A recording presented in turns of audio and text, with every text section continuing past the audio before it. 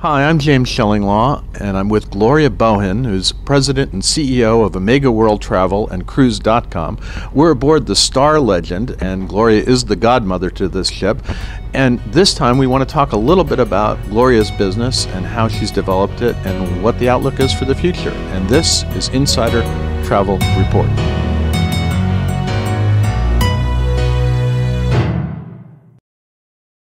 Now, Gloria, I've known you a while. We've been watching the rise of Omega World Travel, but talk a little bit about how that has all developed over time and how you have grown this business to be one of the largest agencies in the United States.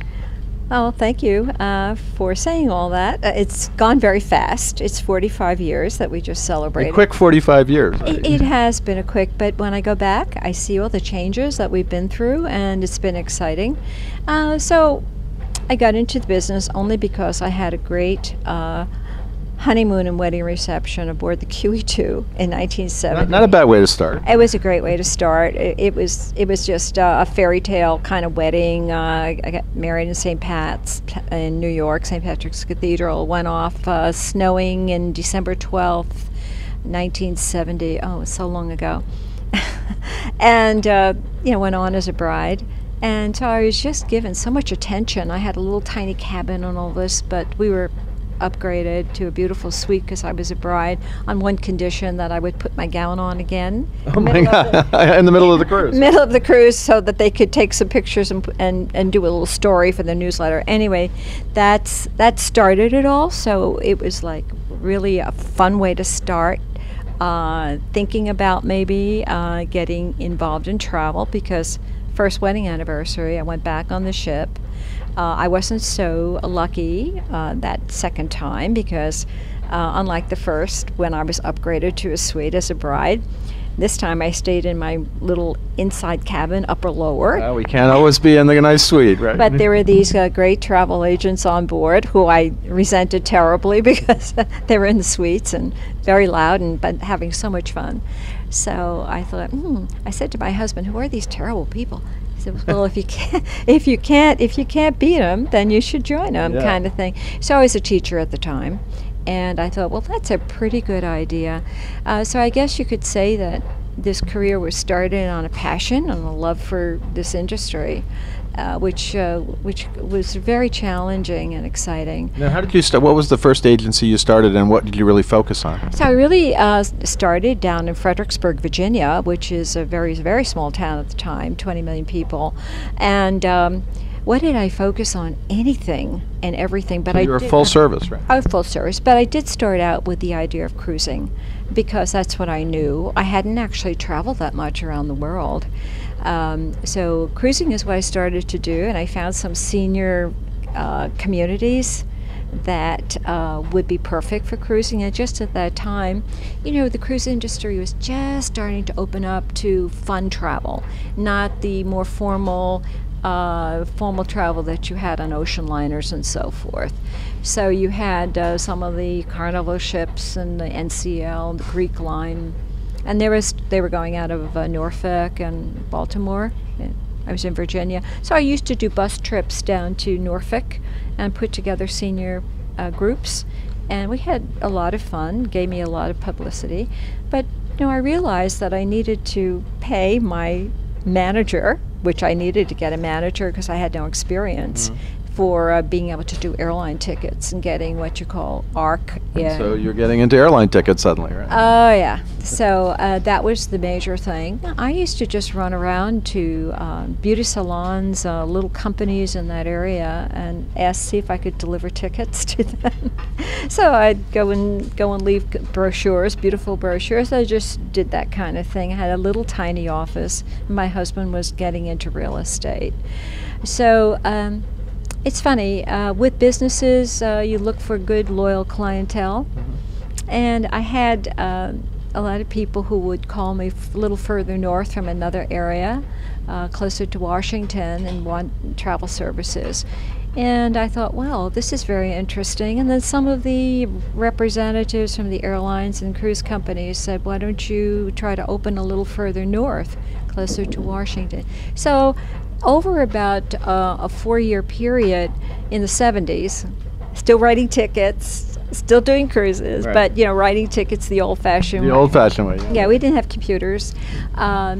I started to look at opening more offices, and I developed this idea of a small office concept close to people, being able to deliver tickets and being able to, know the local groups, the local communities. So that really helped me a lot. And in the late 70s, I was one of the first to go on computers.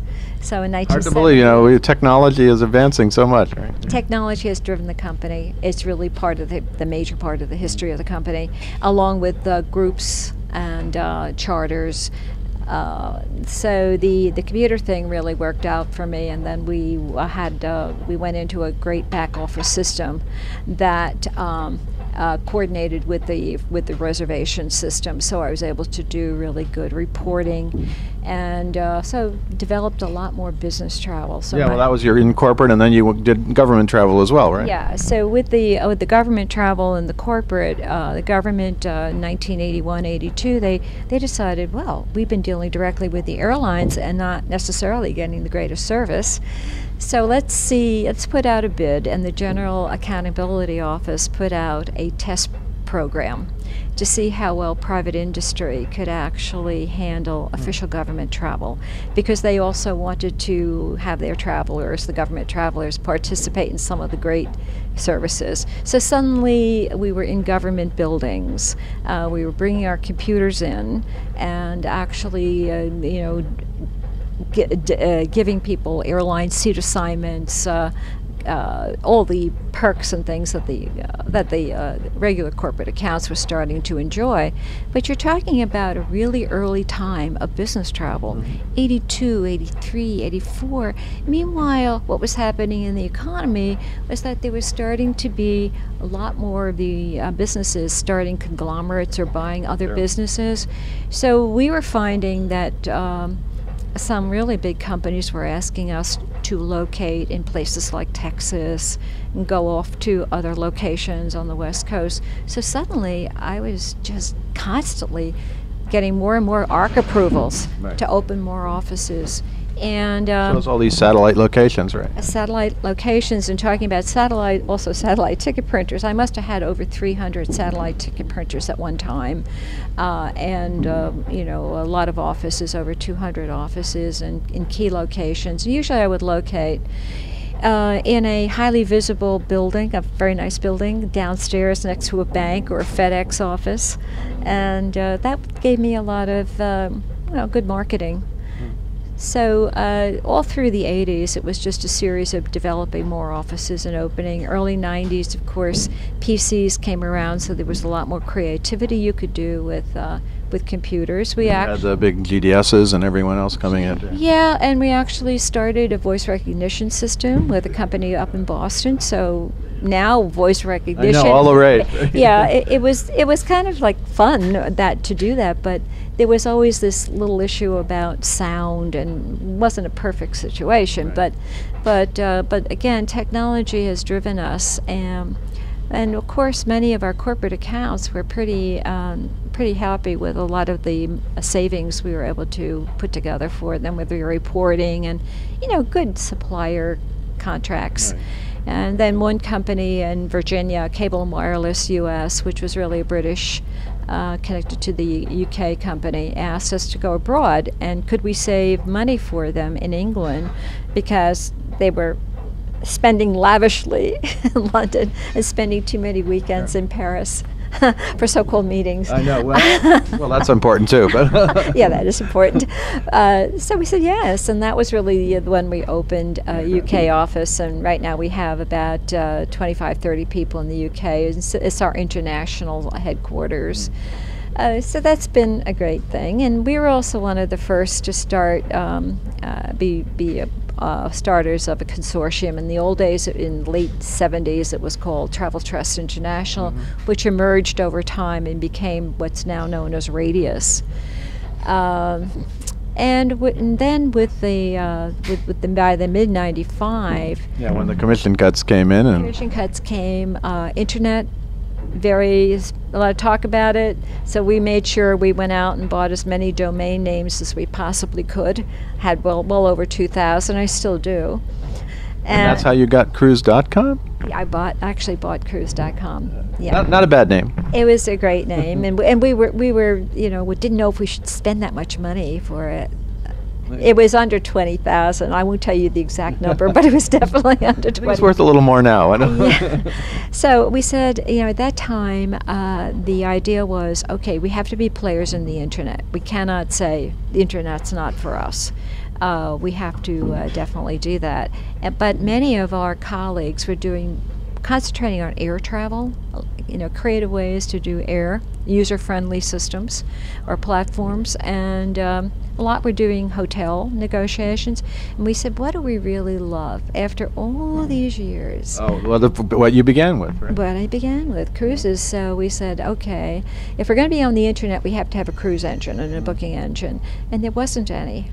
There wasn't really nothing that we really liked, and there was just a small group that had something. So that's when we started our own technology company called TravTech, and we have become a B2B player. So we have many other travel companies and even GDSs that work with us as partners, which is great. Cruise.com was opened and born by early 1998. Very early in the internet, right? Yeah, very early. And of course, it was more of an electronic brochure at that time. But we did what we always did, and that was highlight our people. So that folks on the internet, a lot of times, if you remember back then, you didn't really know who you were dealing with, and whether or not the people you were dealing with were going to be substantial and had credibility, and your money wasn't going to be lost. So people knew Omega, the name Omega, which helped us a lot. But we also said by featuring actual people and their pictures and a little bit about them, that is the agents, that they would feel comfortable booking with us. And that worked. I thought I had died and gone to heaven when we had our first website up. I must have gotten 260 emails that day. I mean, and of course, being very, very careful about getting back to people, what happened is, I started to parse out all these emails throughout my system with all my agents, and so we answered every one of them. Yeah, so you were an early lead generation system there, right? We were, and then I realized that in order to really do a great job, you needed to be where a lot of the executives were in the cruise industry. So we moved our office for Cruise.com down to Florida, which is now in Fort Lauderdale. But it's been a great energizer for us. With the downturn in air travel somewhat for travel agents after the commission cuts, getting back into cruise was really something that lifted our spirits and gave us a lot of incentive, my husband and I. So it's worked out very well. Yeah. And today we have a balanced company, which is what I've been striving to do. Yeah, I was going to ask you about the breakdown of what your split of leisure, corporate, government, all that. So Omega is the core, is still a business travel doing government, military, corporate, but all kinds of corporate, academia, NGOs, professional services, retailers, entertainment, all that. So it's just, I think business owners run businesses according to their personalities, pretty much, and I enjoy variety. And I also think that having a variety of services has really kept us going for the 45 years, because I haven't been one-dimensional in the services. And you didn't have to depend on necessarily airline tickets or cruises or whatever from time to time, right? Correct. So, even in 9/11, I remember we were really stymied on the East Coast. We were like paralyzed, frozen. Yet the Midwest, they were still doing work with foreign countries and traveling, and West Coast, they knew all about it. They were affected, everybody was, but it was just a balance. I think is very much important in any business, and a variety of services. So I have a technology company. I have a MICE, a meetings incentive division, events, planning, conferences. So I'm pretty happy about that. That was where I wanted to take it, and I think the future is going to be a lot more in conferences, training sessions, cruises, things that you can do that encompass people and getting them together. Right. Sounds like it is going to be the future, especially with technology going on. Yeah. So, in sum, what would you say were kind of the real keys to your success? What were the things that really made this growth happen over time? I think flexibility. I think that I never really turned anybody away as far as a customer was concerned. I think I was very open-minded to what I could do. I didn't have any other investors. Sometimes partners or investors can inhibit your growth if you don't agree. So I was very fortunate I didn't have that. The one book I always looked at was my checkbook and just make sure I had enough money to make this thing go. So you didn't take on a heavy debt or anything like that? No.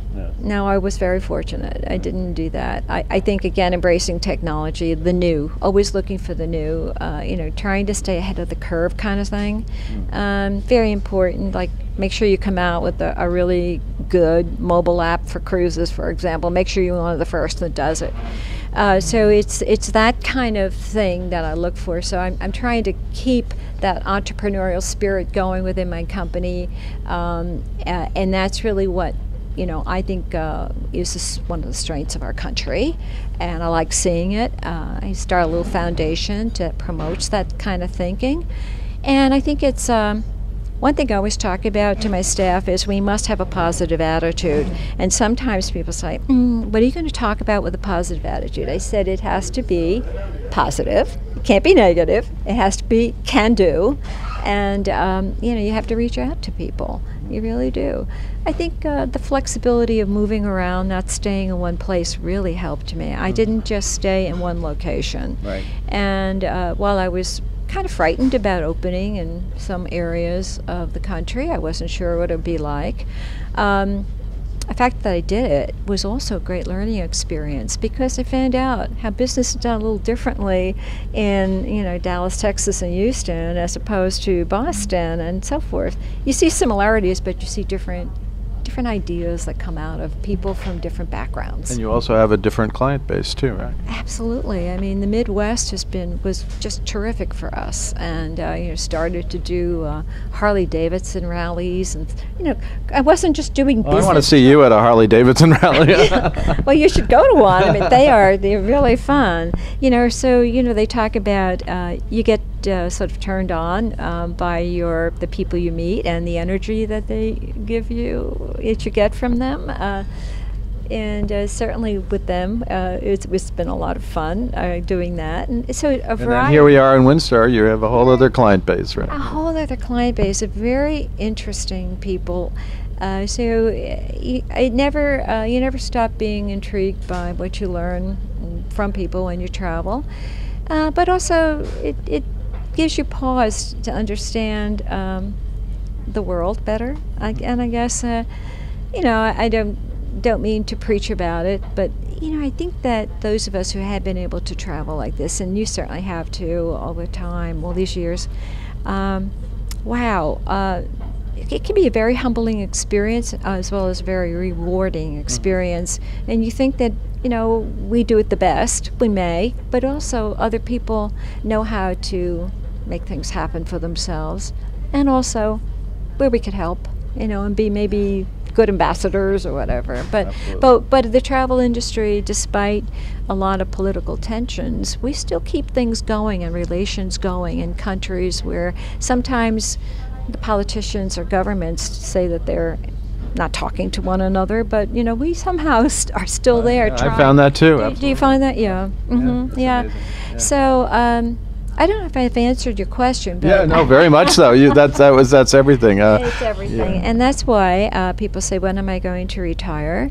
And I said, well, I'm trying to work less and stay more on cruise ships and take a little more time for myself. But Well, you could retire and go traveling, absolutely. yeah, I think that would be good. So That's my always response. What am I going to do? I'm going to retire and go traveling? Well, that's what I'm doing right now. I love to develop people. I think that's really great, and to see people grow and to see them, become leaders. Or a lot of people from my company started as trainees and now are, in management, and some have transferred over from operations to sales and technology.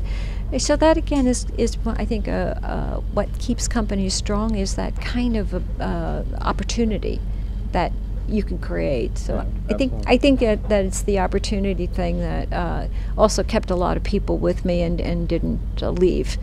So that's a great story, Gloria. Thank you very much for telling me all about that. I've known a little bit about the story of Omega World Travel and cruise.com, but to hear you tell it, it's just an amazing account. Oh, thank you very much, and good luck to you. You're doing some very good work.